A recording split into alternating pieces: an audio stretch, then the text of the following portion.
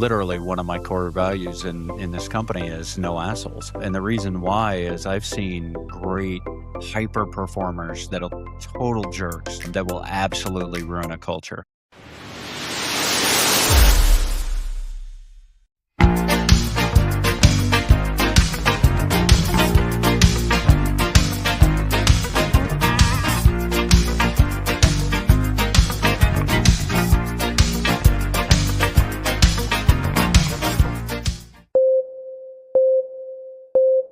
Hey, contact center, customer experience friends, welcome back to another episode of Contact Center Journeys. I'm super excited to be bringing on my guest, Shmuel Saklad, right? You got I it. got that right. Super excited. For a little bit of a background, Shmuel is a senior CX and operations leader at B&H Photo, where he spent over a decade building teams and empowering frontline employees to drive business outcomes. He started his career as a contact center agent and worked his way all the way through every level of leadership. So he knows what it actually takes to lead from the ground up. Named a top 25 thought leader by ICMI for his work in contact center leadership, and a committee member for the CCAIA, helping the industry adopt AI responsibly. Shmuel believes the best leaders don't just manage people, they unlock their potential and turn frontline talent into future leaders. Welcome to the pod. Hey, thank you, Fred. I'm really excited to be here. Yeah, appreciate it.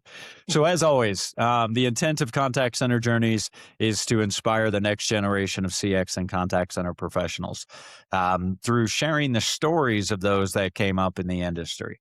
We want to change the narrative that contact center and customer service jobs have no future. I personally met entrepreneurs, executives, technology people in our space that started out on the phones like I did, like you did.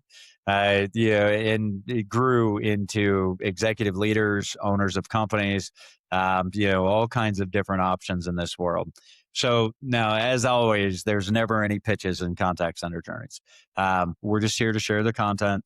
It's free for you to use. All we ask is that if you ever want to clip this up and use it yourself, please feel free to do so, but tag us, in the meantime. And of course, follow myself, Shmuel, on LinkedIn, on any of our platforms. And of course, subscribe to us on YouTube so you get the notifications. So anyways, enough of that stuff. How the heck did you get into this industry? As any good contact center journey starts, it's you never thought you'd end up in this space, right? Like, Yeah. I can't tell you how many people I spoke to in this space, and I'm sure like everyone's like, I never thought I would end up, this as a career. Right. So in the more, it's like funny, you think about it where like growing up, you always have this like you were saying, trying to change this narrative about contact centers, right? And it's like, Yeah. oh God, I got to call a contact center. I got to call them. And you have this like just negative, perception about it. And it's just wrong. And we gotta keep working hard to change it. So, it's funny. So my first, I'll start a little before my contact center, just to give some background and perspective. I, I finished college, we got married, we had no job, you need money. Yeah. You grab a job, right? So I actually started before I was at B&H. I started in a sheet metal shop in the South Bronx in New York. So, but I'll tell you what's interesting is that I think some of the most fundamental lessons that I've learned and I've used now started early, right? Like Mhm. I started my first job there really was just learn a little bit about the operation, but it was really to try to literally physically build a showroom like in the back of their space. So I'm in the South Bronx. If anyone's been there, they know what that's like. Great area. But there's I could tell you some funny stories about that, but maybe a different time.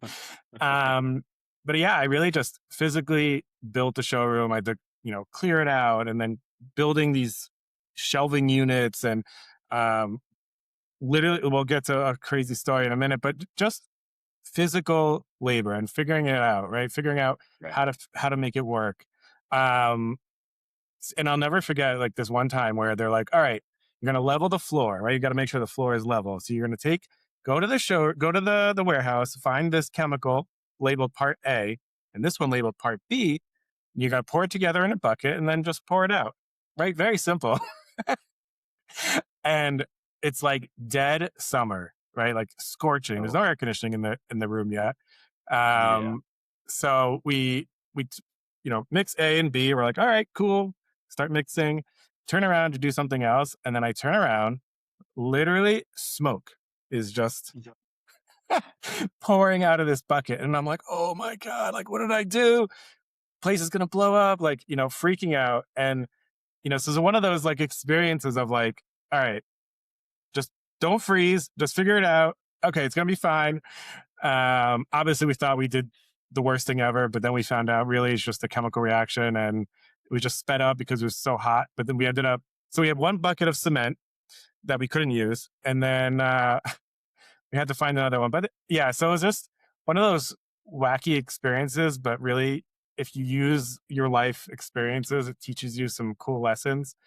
Yeah. Um, so that was definitely an interesting start. An interesting, really just beginning. Then I moved to they had a plumbing supply side of the business as well. So I moved to that area and then got all kinds of just really great experience of, driving a forklift, which also super cool. If you've never done that. Um, but really I was like doing it all, right? I was there to really be the assistant manager running the place. And so loading trucks in the morning, right? So 6 a.m. running around with things of pipes. And I learned about single wall pipe, double wall pipe. Do you have a gas or what's boiler, oil heat? Um, when my boss was out, I had to plan the routes with the driver.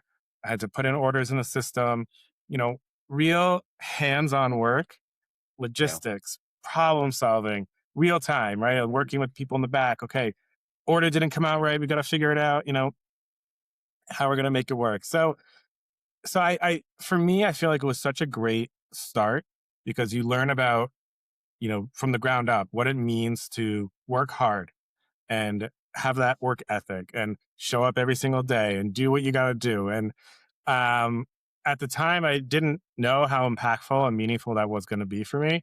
But, when you look back, you're like, wow, okay. So it actually taught me a lot about, just pitching in, being a team player and doing what you got to do. Yeah. So after about a year of that, I was like, all right, and let me look around. Let me see if I can find something else. And again, I just was looking for a job, right? I didn't no idea Yeah. what I was doing. So as you do when you're looking for a job, you use your network. And my wife had a friend who worked at B&H and sent my resume. And he's like, "Yeah, don't worry about it. I'll get you an interview and I'll talk to them."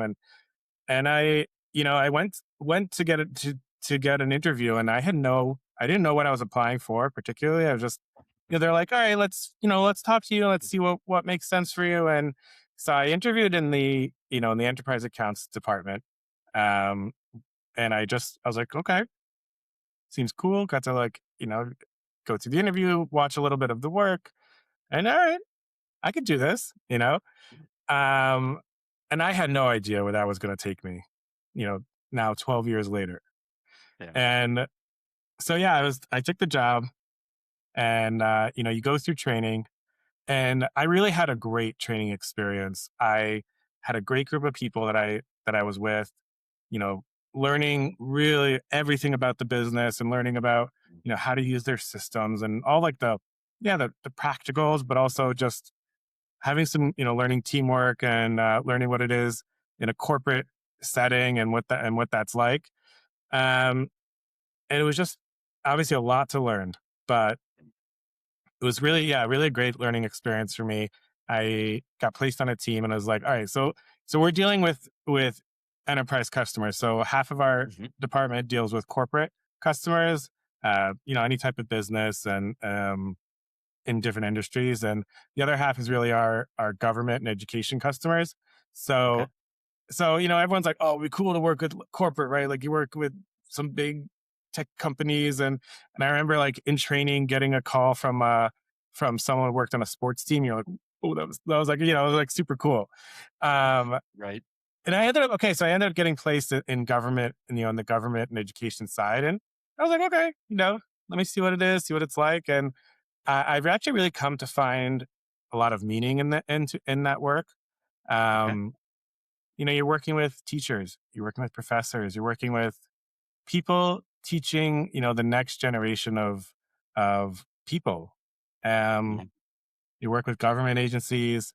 So yeah, we got to do a lot of cool stuff. But yeah, so going through that training, and I had a really great team leader who really, took me under their wing and didn't just help me learn the of how to, did not the work itself, but how to really problem solve, right? Not just fix this task and not just fix this issue, but think think about it, right? Think bigger, think more strategically. And that was really, I learned a lot from him, and it was really that was really a great experience. The Now, real quick before you Yeah, continue, just for the audience, B&H Photo. yeah, Tell obviously a lot of contact center people watch the pod. yeah, What or listen to it. What does B&H Photo yeah, actually do? yeah. So we're a independent photo, video, audio retailer. So Okay. we're definitely more well known for the retail store in this New York City, and the retail website. We're selling really anything related to photo, video, audio equipment. So anything from Okay. computers, printer paper, audio equipment, that you're using, lighting, all the way up to high end broadcast equipment, Okay. um, high end lenses. So you get some. It's all really a big mix of what they sell. Yeah. So and but I was in like, yeah, so like in the corporate space. So selling those products, but on a corporate level. Um, Yeah. so like retail, you're dealing with individuals, and corporate, yeah, you're dealing with individuals, but it's about an organization. It's about that relationship with them, and Yep. understanding what that means to really drive that relationship. Yeah, Um, absolutely. All right, appreciate it. Didn't want to oh yeah, no, interrupt your flow, but no, no, no, I yeah, realized you were talking about B2B, and a lot yeah, of contact center jobs. Everybody always thinks, customer service on a desk, yeah, calling, consumers, right? yeah, So there's a lot of different aspects to totally. contact centers, right? Yeah, and So so yeah, something just also unique about our role is, a lot of, like you're saying, a lot of contact center. There's a sales department, there's a customer service department, right? There's each handles their own part of that journey. right. So our department, actually, we handle the full journey. So we're there Okay. helping you through that whole life cycle. So whether that's, I just need information of where to send my email, I need to get a quote, I need to get my pricing that I'm supposed to get, whatever that is, and Right. um, through the order process and post order. So Okay. order status, return. So it's like, we get a big mix of that of experience, and Okay. you never know. You can go from processing a one line order to dealing with big company that has some big project, and so you always got to be Yeah. ready, on your game. Yeah, But but it's not is it account management assigned? Like each individual person has a set of accounts that they work with or how so we're yeah and we're I'm just trying to add nuance to it, right? Yeah, totally. So we're split up into teams, and each team has like a large set of customers. So it's not, you'll be on a team that handles, like, Gotcha. let's say, a region of the country for, education. Um, so there will be a lot of customers in your subset. Okay, gotcha. All right, very good. So Yeah, you're on the phones, yeah, uh, you're helping government and education. yeah. Really working the lines, doing all that work, and I remember, there were some really interesting moments and experiences that I got to have where, like, where you're helping a customer, right? And they tell you their issue, and you're like, all right, okay, I think I know what to do. I'm going to reach out to this department. I'm going to get pictures. I'm going to do this, right? And then, all right, you think I'm good? Help Yeah. them, move it on, right? And then they came back, and I was like, they were like, the same issue happened. And I was like, okay, right? Like they placed an order with us. we ended up drop shipping whatever it was, the equipment.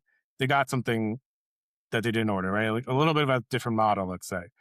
Okay. And, so like, okay, a one off, right? So Yeah. let's try again. And so they came back and they're like, yeah, the same issue happened. And it's like, all right, that's now what do I do? Right. So it's like, I don't know. It seems something seems wrong. And it was like, okay, I have this opportunity now to say, how am I going to solve this? Right. And something's just not right. Like it doesn't like I'm listening to the customer, right? And I'm hearing what they're saying. Right. Um I gotta figure this out. So getting that, you know, pushing and saying something's not right and we gotta continue figuring this out and solving this. And after some back and forth and a bunch of phone calls, we realized that between us and the vendor, like there was a slight part in this label. And so we were ordering A and we were ordering B, but Gotcha. that moment where you realize the issue and you solve it, there is there's nothing like it, right? Like you get Yep. that, like, yes, I did it, I got it. And Yep. I had some of those really cool, great moments where you're just able to really, customers like, thank you so much, where you're just able to really help them and figure it out. So, you know, getting a lot of those opportunities, it was yeah, really learning about solving problems. And I was like, That's okay, awesome. I got this, right? And, okay, so I Yeah. was like, continuing on my journey, I was like, all right, I'm doing this. What's next? Kind of thinking about my, growth. And um, at the time, the next level up was really a team leader. So where, Oh, okay, now you were an agent, you were on the phone, you're doing the work. Now, now you can be a team leader. And at the time, you were still doing the work, but you just had that little bit of elevated responsibility of, all right, I have a team of people that may come to me for questions, and I just need to right. make sure, workflow and all that stuff.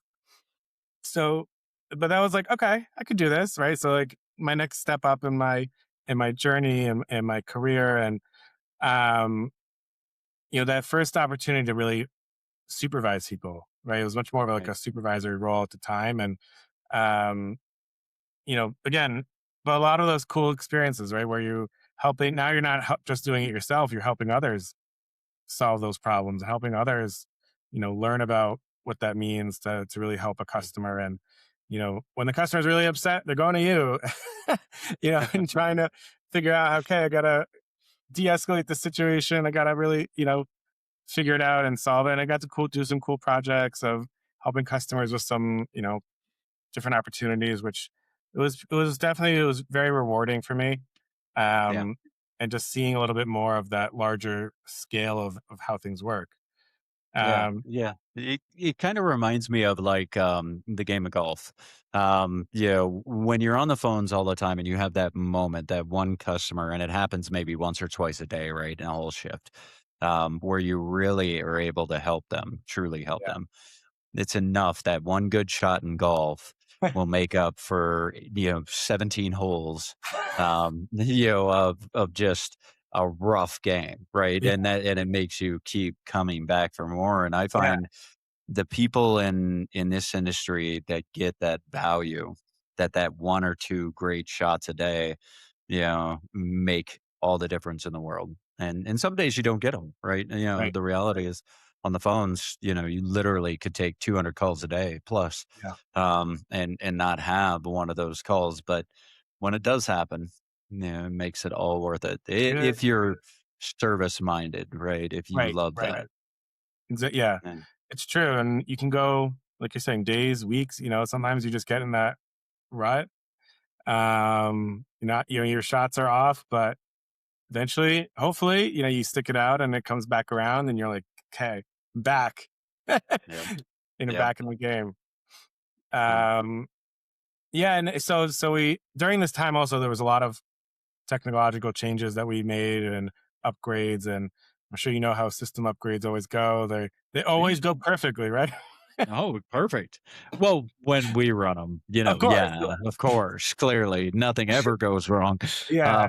Every implementation, something goes wrong. You got to Yeah. count on it. But it's also, again, like it's a good opportunity to learn about what do you do when something goes wrong? Like, what's your Yeah. attitude of about it, right? And there's people that can be like, "Oh, sucks, can't go back to the old days," right? Or, so guys, it's okay. We're gonna figure it out. We're gonna weather the storm, and it's really just your attitude, and it's Yeah. how you approach it. Yeah. Yeah. But Absolutely. yeah, so I did this role also for like a year and a half of what that time, and it really became a point of I need to figure out what's next for me, right? Like, Yeah. am I going to stay here? Am I what would that look like? Am I looking for something else? Am I yeah? So it became a point where a supervisor role opened up, and I'll be honest, I was like, I don't know, I want this, right? Like, I was thinking about it of I deal with problems all day, right? Problem after problem after problem, right? And my mind was, why would I want to deal with more and bigger problems? And that was real. That was my outlook about it. And Yeah. so I really was, I don't know. And I talked. So I had one of those conversations where it seems pretty. It was just a regular conversation, but Yeah. it was to me it was life changing. Okay. And I talked to my supervisor at the time, and I said, "Look, I don't know. This is what I'm worried about. Here are my hesitations." Um, and she said something to me that you know seems pretty simple, but to me at the time it was pretty transformative. It was, I don't look at my role as dealing with problems or bigger problems. I look at it as helping people, right? Helping my Hmm. employees grow and really grow to get better. And and I wanted to take a second because that really changed everything for me. Yeah. And thinking about what is the goal of a supervisor or a manager? What are you there to do, right? Are you there to manage problems, or are you there to help people? Are you there to help them grow and help them get better? And yeah, I knew it, on some level, but hearing it just so directly, it Yeah. really made me take a step back and reframe the whole conversation for me. Yeah, so I went for the role, got the role, and I was Mhm. excited. I was like, all right, I'm going to do this. I got this. I'm going to do so many things. I'm going to accomplish all this stuff. And you get thrown into it and you're like, oh God, I know nothing. Yep. Yeah. Right. Like, who knows anything about leadership before you do it? And, Mhm. um, I, I had a lot to learn, you can say. Um, and it was hard. It was really hard. Um, you're going to having difficult conversations with employees. You're now really responsible for them.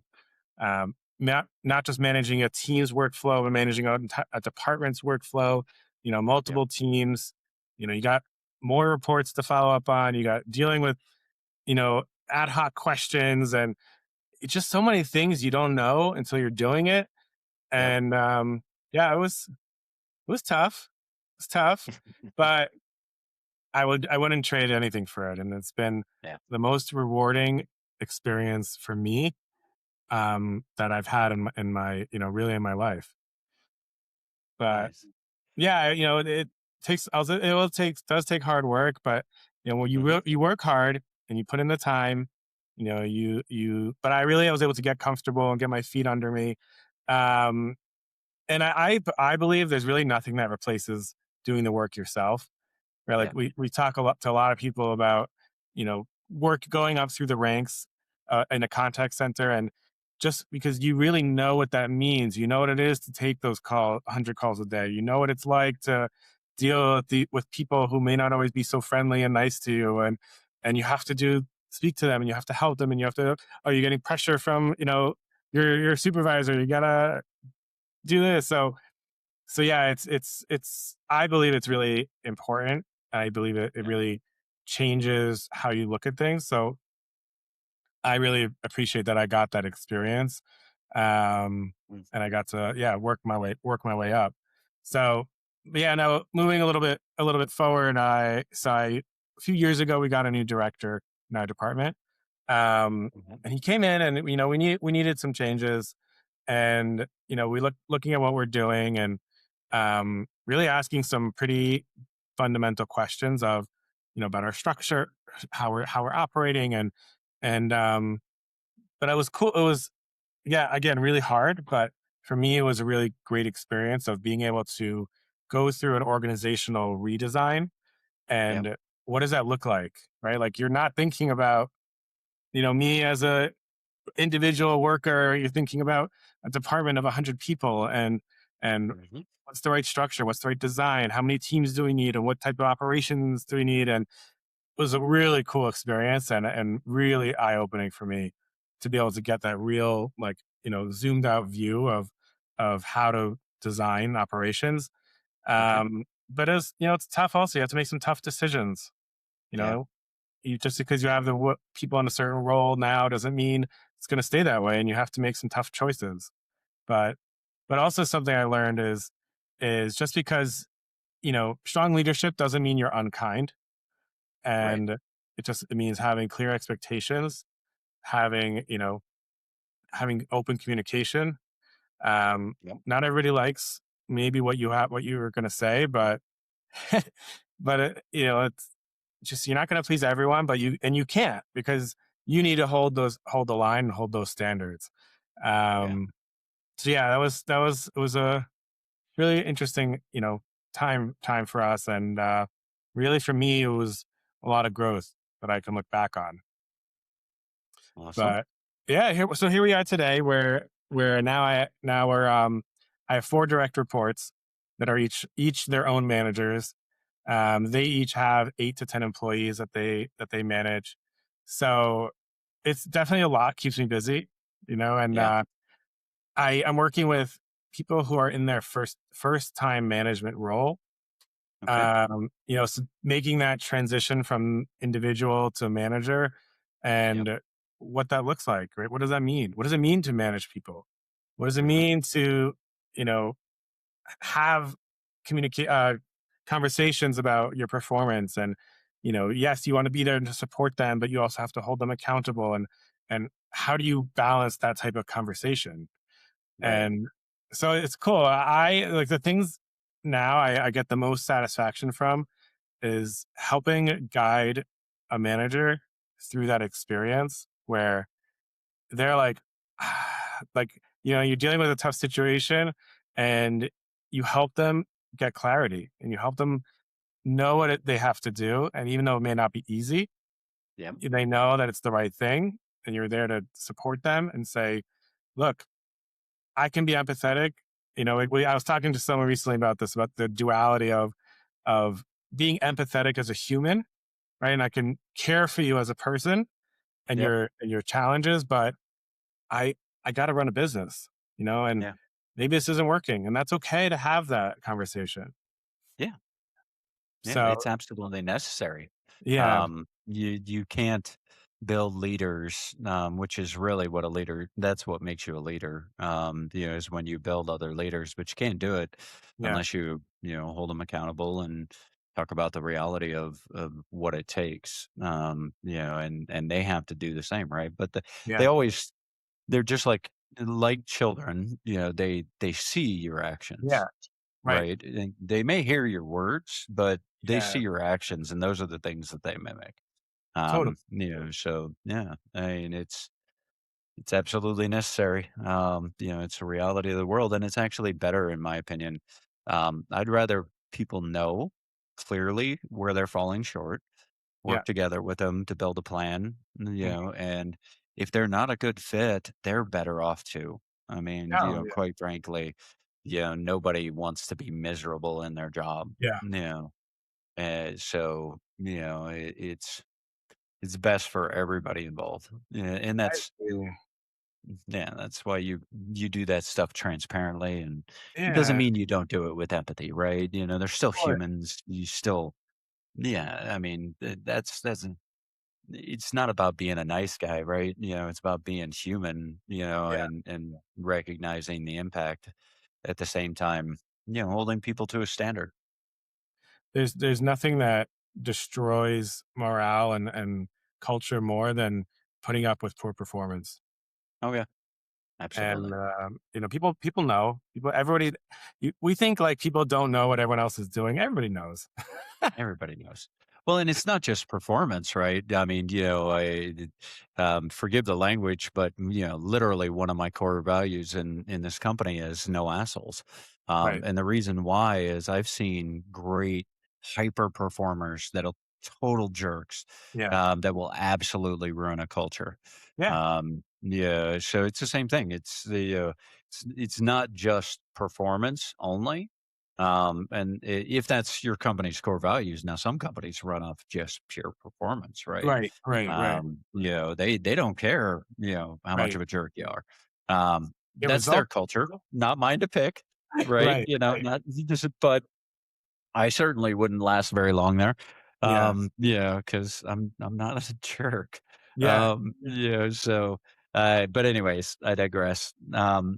So you took the traditional journey. You went from agent to Hmm. team lead to supervisor, Yep. and then you're to today. And so you got to have some great stories. I mean, I know I've got some great stories about the floor. Yeah. My yeah, it was my first real center manager job where I was running the whole center. Um, you know, that two women went fisticuffs on the floor. And being the Wow. only, being a male manager trying to break up two women Yeesh. physically fighting on the floor. So you got to have some I mean, it happens in every center. There's always some great stories. Yeah. What's one that stands out for you? What was one? Yeah, it could be a big lesson, event, something that you had to manage through that most people wouldn't even realize, well, unless they ran a center. Yeah. It's true. I will say, like, thank God for me, I've not had that experience. Fair enough. um, Most, I'd say employees have been, look, you deal with the general, the employee challenges.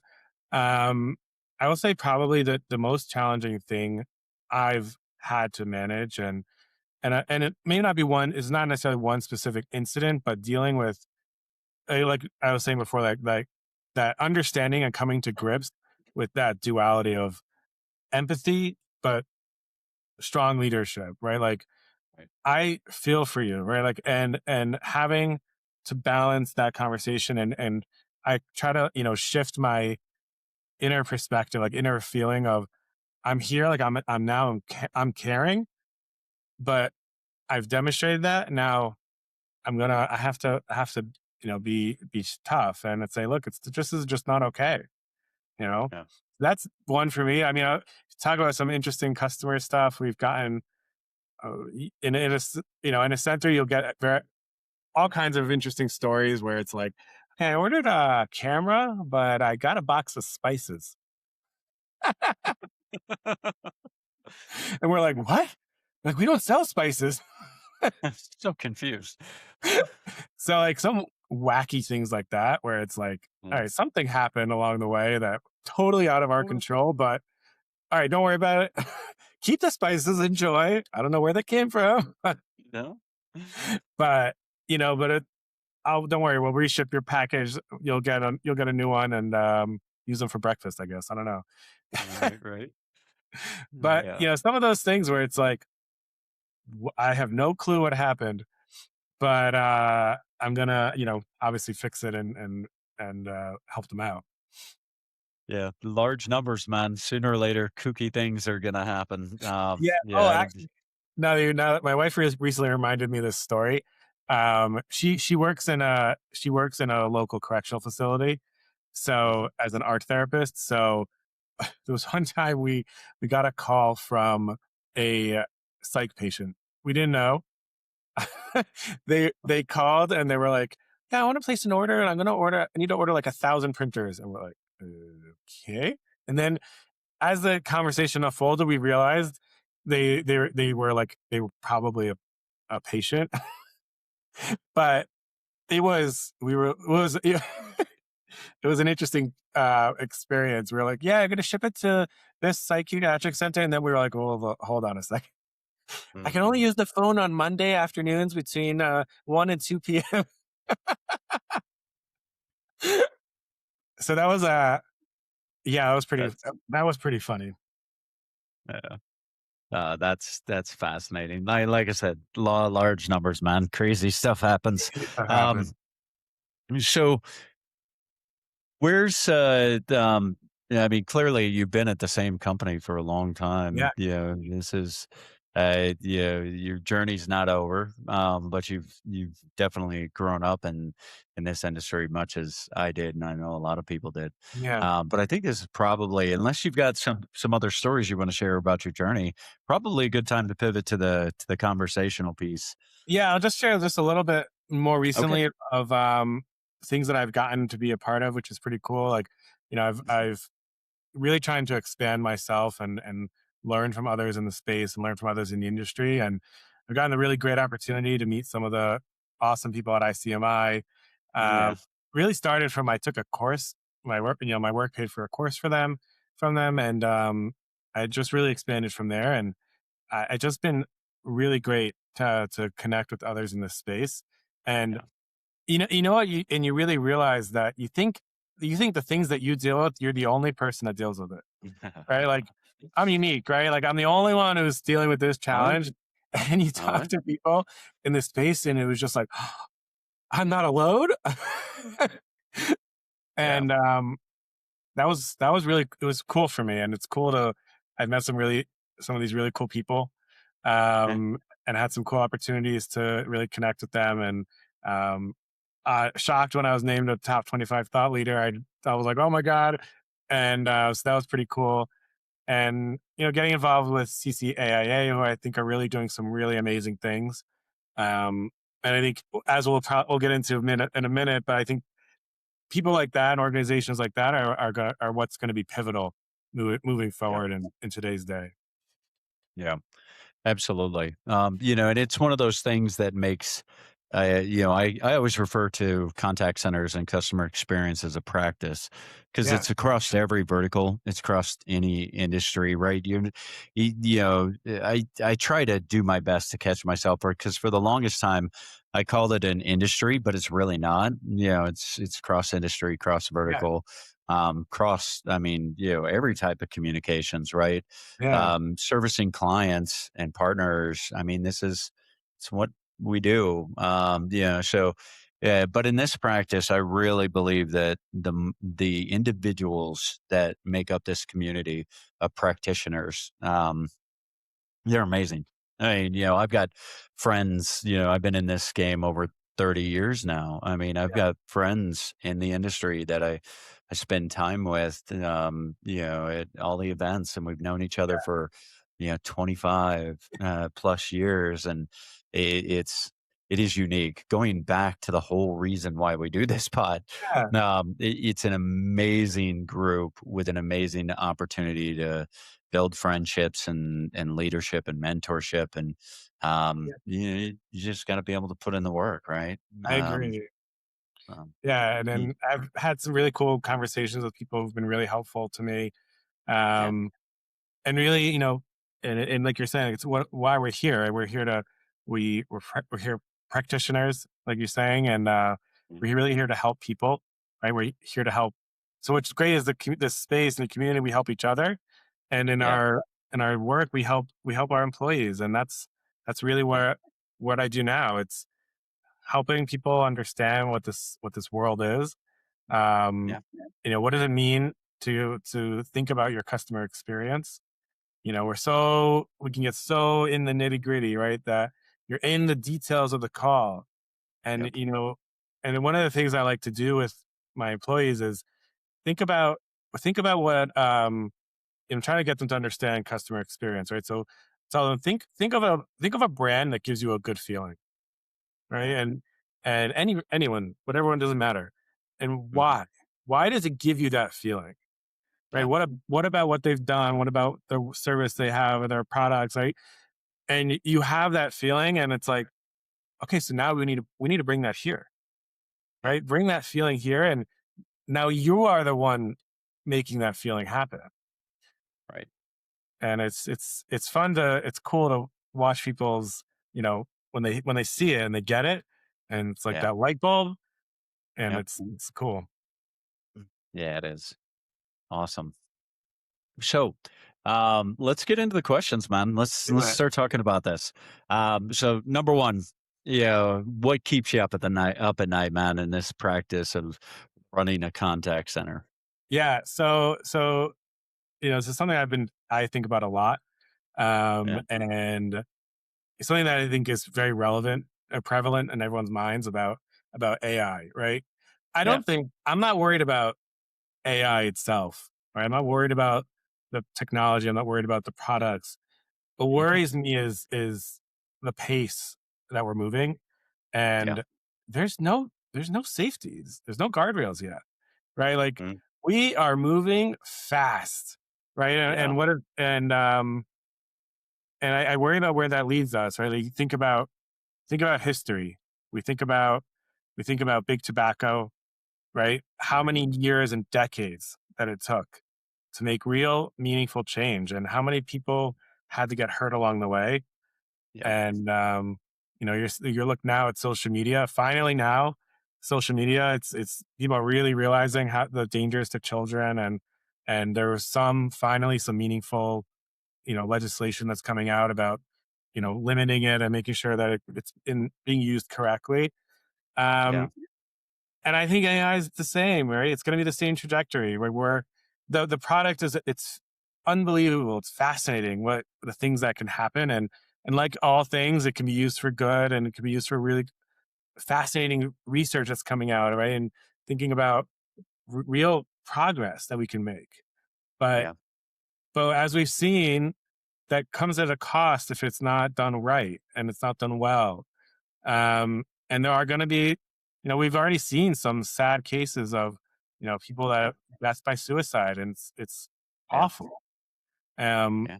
so to me, that's what worries me about how, what's gonna take to get us there, to get to that place where there's going to be legislation. It's going to happen, but Yeah.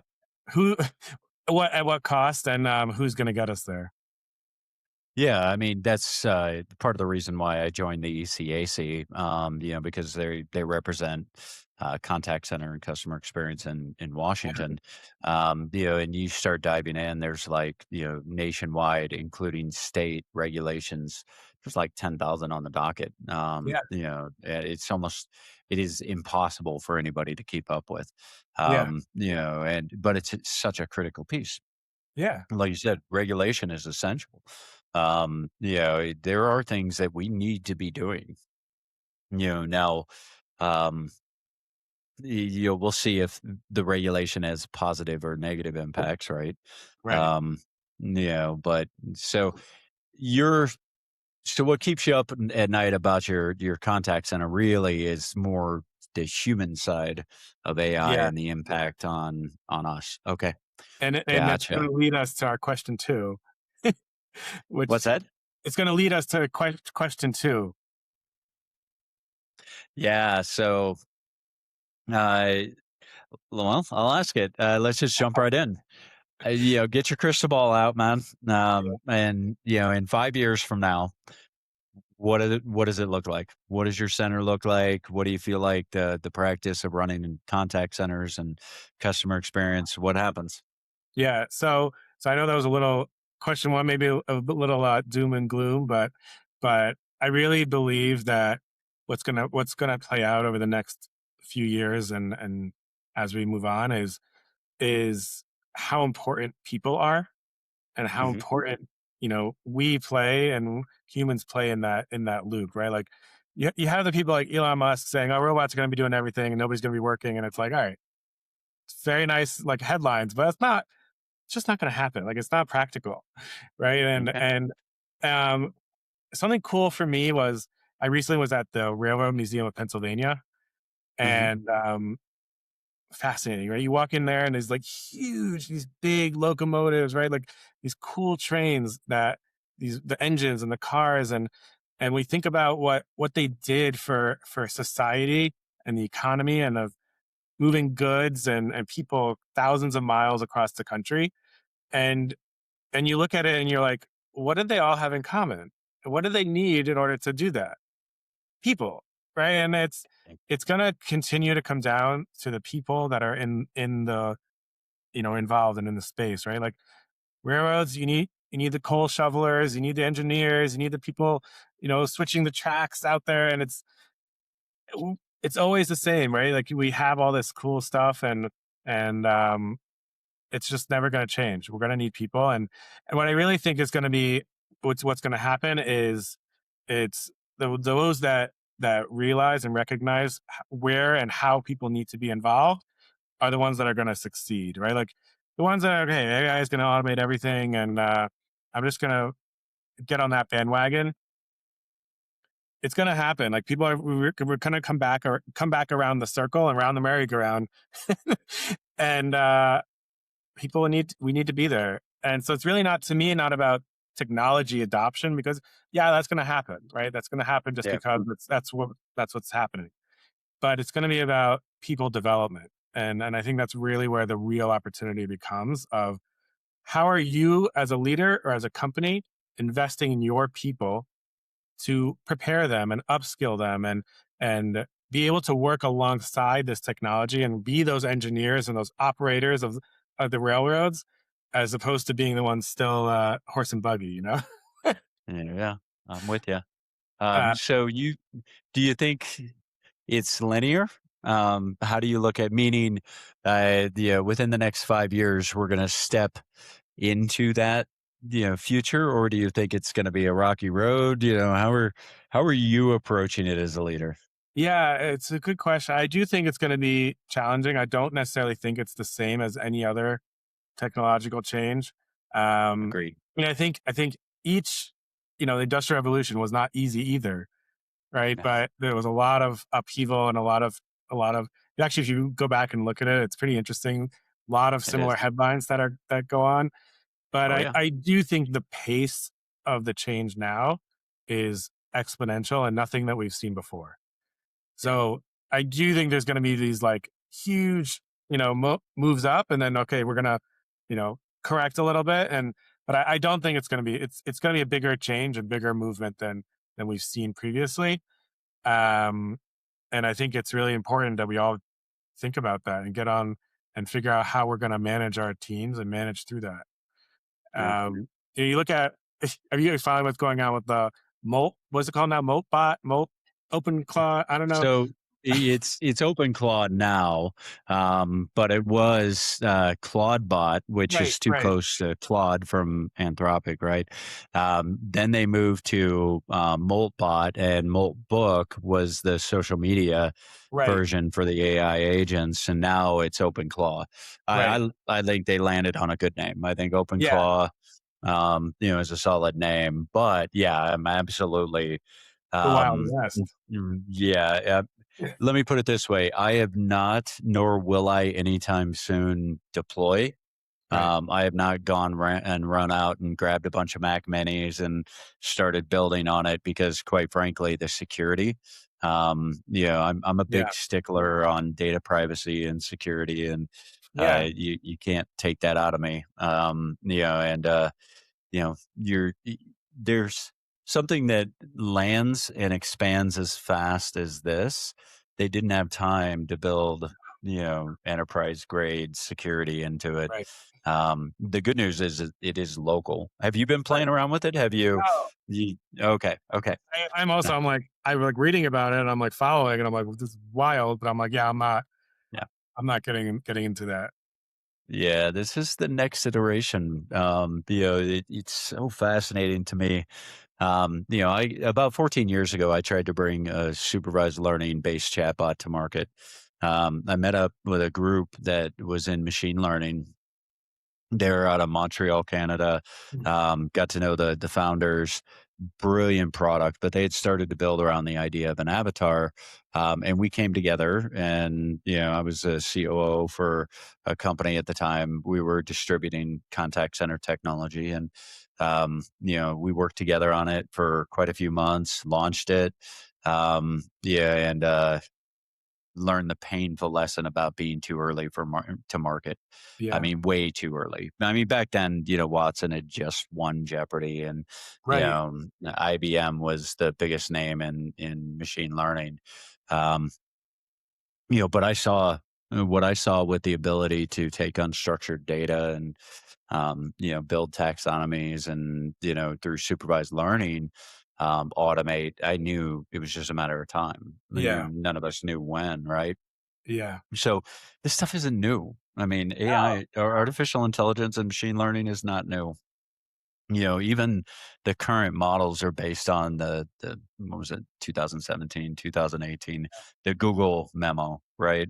Right. Right. It wasn't until November 22 that the world became aware, and that's where Nice. everything changed.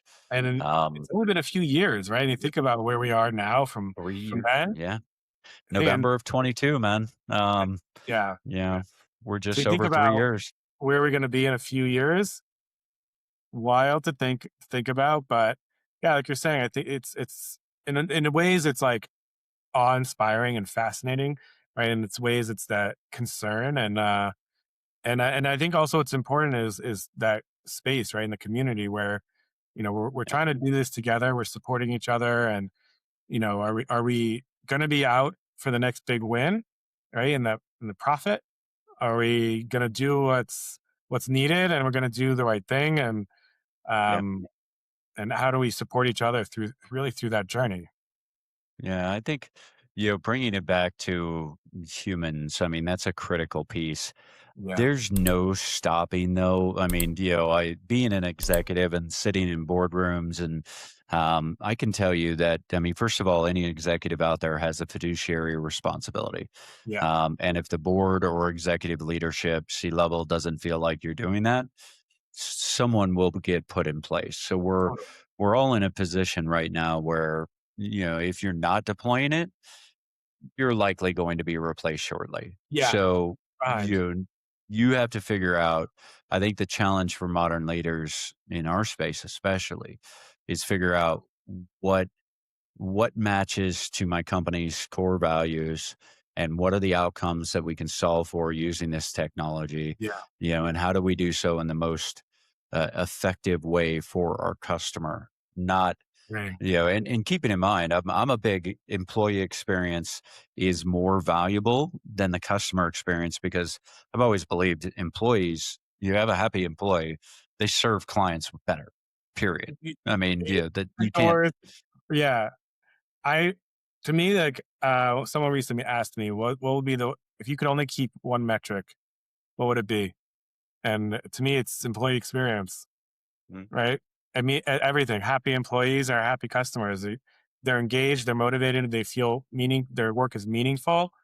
They're gonna treat yep, your customers well, and they're gonna do what's needed. And yeah, I am definitely in the same boat as you. I think it's how about your employee experience and how you treat them. And but yeah, you're right. Like it's this stuff is happening, right? And you gotta do it.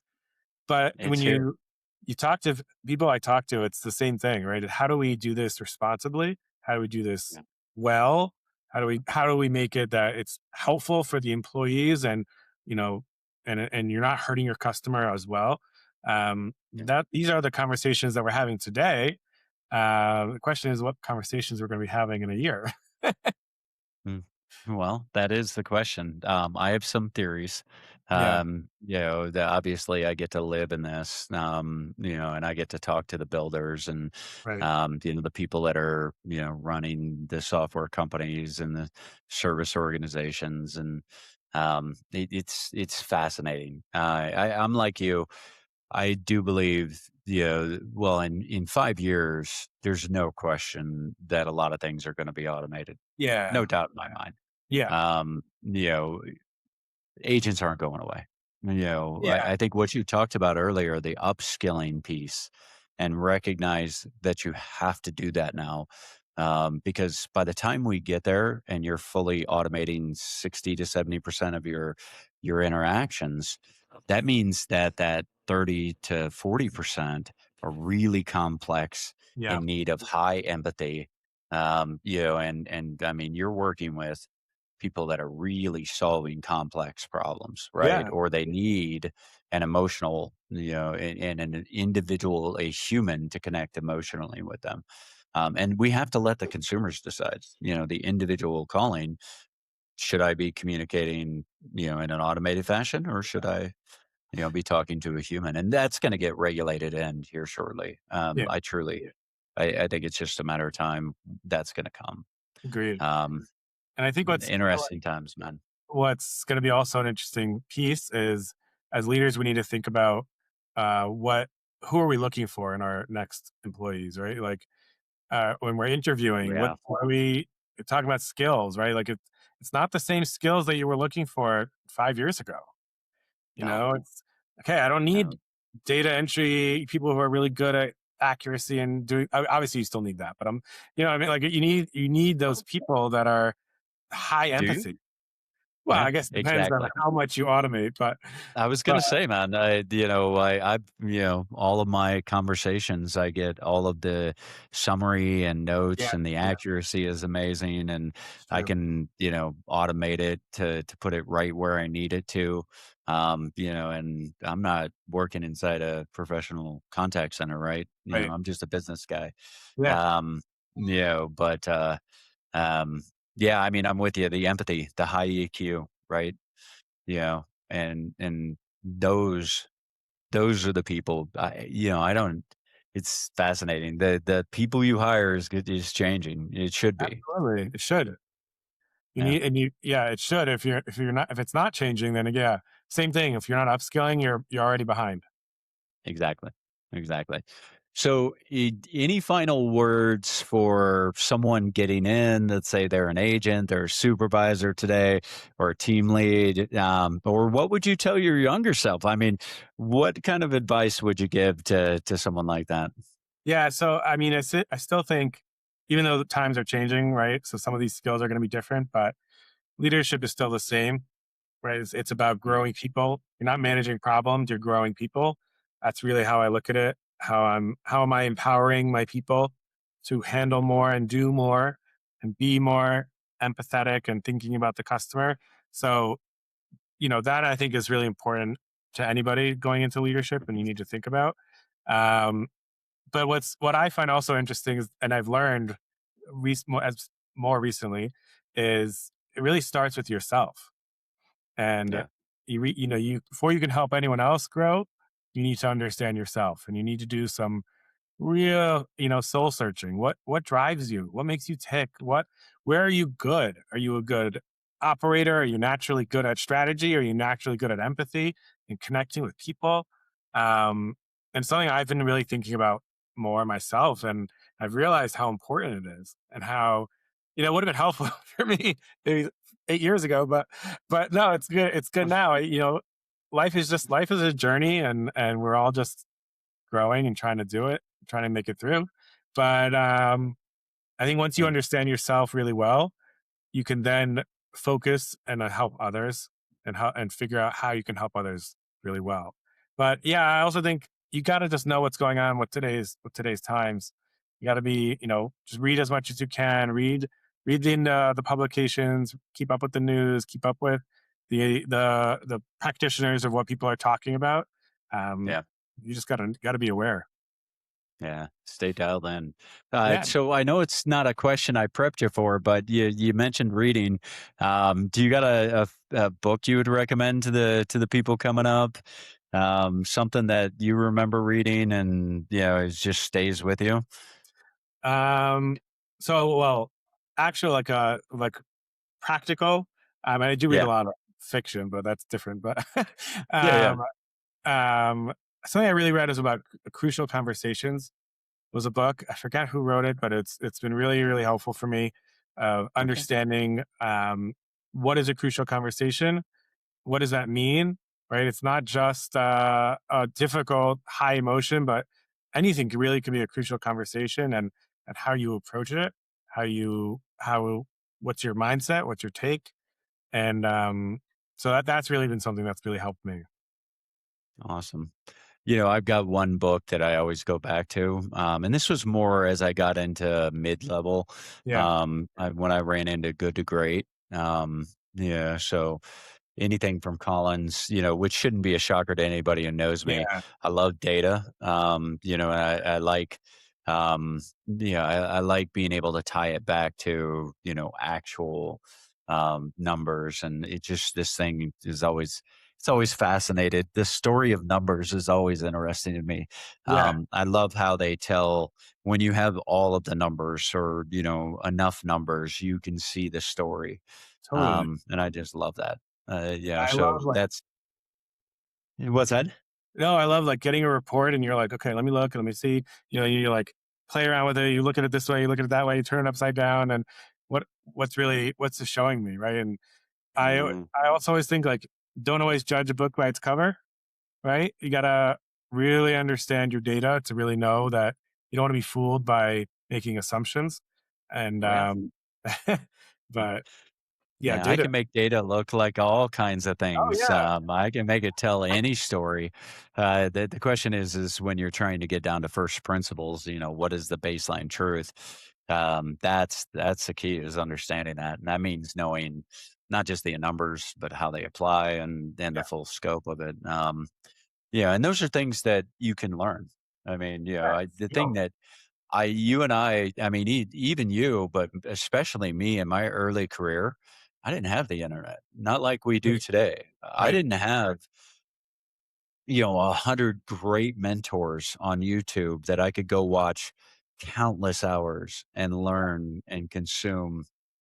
I had to go out and find my mentors for the people that I worked with, right? yeah, And learn yeah. from, every conversation, which yeah, it's you had some of that too. You were, you're what? You're a millennial, right?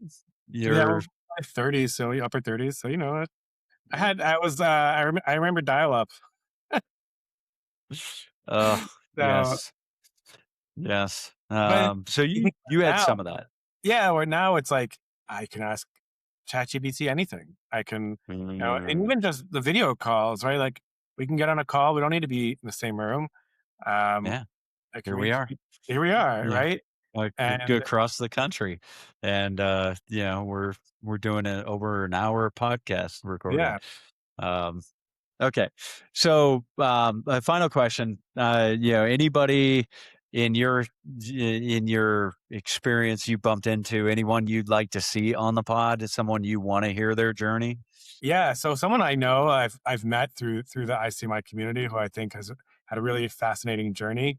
I don't know if you know Natalie Perez, but she started, I believe her first role was as a operator taking calls for FEMA for post hurricane. So she talks about how that was a wild entry into the contact center life. Um, and she's had a lot of different roles in the contact center, really, from the ground up. And I think she'd be really great, and she's doing some really cool things. Yeah.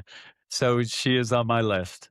Awesome. But I always appreciate hearing the same name more than once. Yeah. That's awesome. Perfect, man. Shmuel, pleasure, dude. Enjoyed this. Any final things you want to leave us with? No, I really appreciated this. Got really appreciate the opportunity, and I think you're doing some cool stuff. Getting to hear some cool people, and it's just what's what we're here for, right? Just to help each other and make sure we keep it real. Yeah, absolutely, man. Really appreciate your time. Thank you for spending well over an hour now with me. We do this And all day. well, that's the problem. I can too, but I mean, we all have work to do, right? Yeah, So everybody at home watching, appreciate you as always. Make sure you don't forget to hit subscribe and click the little bell on YouTube if you like watching these. That's my preferred method. yeah. So and as always, have a great day and get back to work.